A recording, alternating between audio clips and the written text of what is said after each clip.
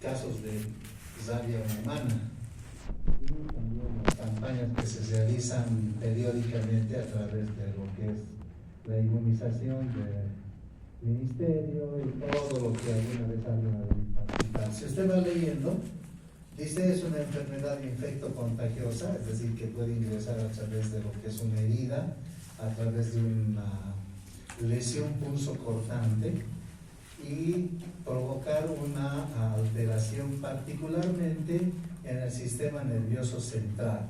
¿Qué quiere decir? Que como todo virus, nunca debe olvidarse usted, todos los virus siempre tienen una célula blanca, una célula blanca. Por tanto, como este es un virus, su célula blanca es la neurona. Por tanto, al llegar a la neurona, todo lo que hace la neurona va a alterarse. ¿Está bien? Entonces ahí en una de las...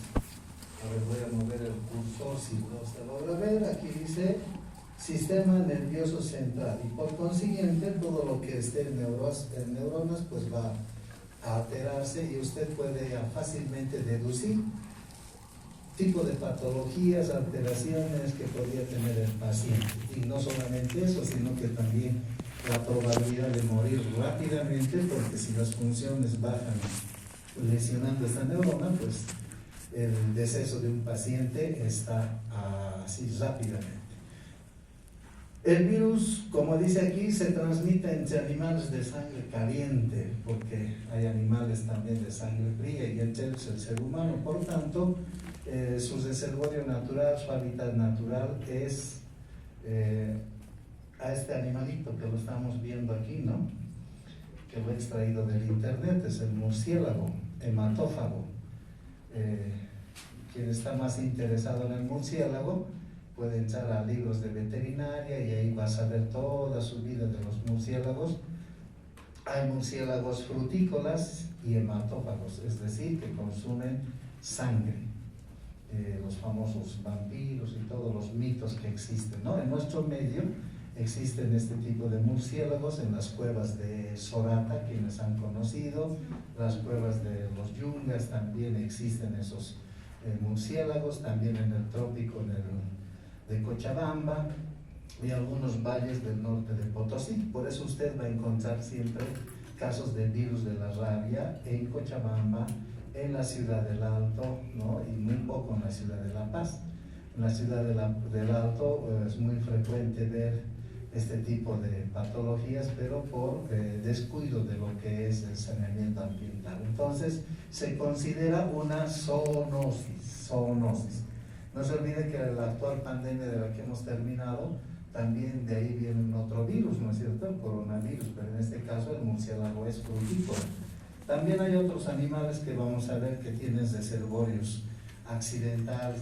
Si usted va leyendo, esta es más o menos la historia de la rabia, y si ven aquí hay algunos quienes alguna vez leen historia, van a ver que ya por esta fecha existen escritos y todo lo que usted está viendo en función a mostrar algunos eventos relacionados con la rabia humana.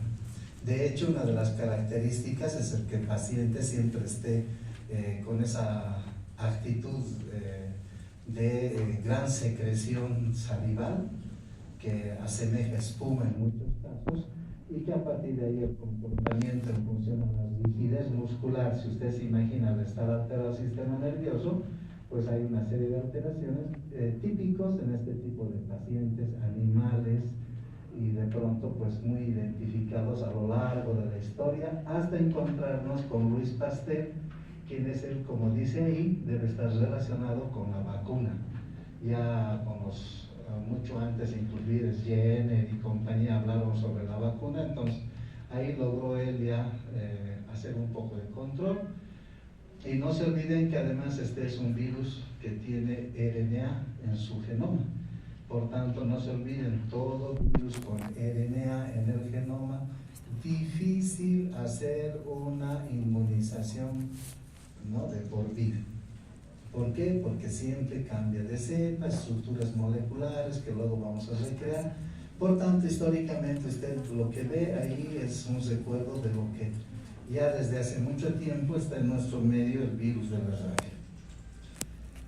Para fines netamente estructurales, fíjense, el virus de la rabia asemeja estructuralmente un cilindro con una base y que de pronto, pues muchos lo han denominado como si fuera un proyectil, ¿no? La punta de una bala. En el interior existe RNA segmentado, lineal, de ácido ribonucleico, cubierta por una estructura lipoproteica, que es la nucleocápside, y luego tenemos una envoltura, que es la matriz o proteína M, y entre todas esas estructuras existen fosfoproteínas, lipoproteínas y en la envoltura propiamente dicho glucoproteínas. Esos son sus componentes o determinantes antigénicos y por consiguiente, además de ese nivel estructural, va a permitir activar a todo lo que es el sistema inmune. A ello se suma una enzima.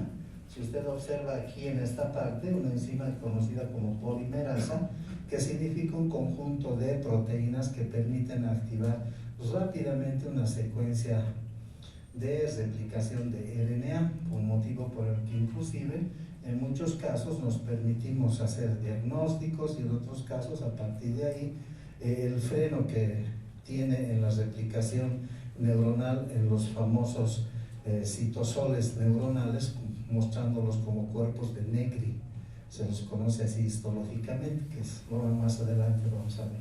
Taxonómicamente pertenece, aquí fíjense bien, al género Lysavirus, la familia Rhabdoviridae, y aquí dice Monogarviridae. ¿Por qué?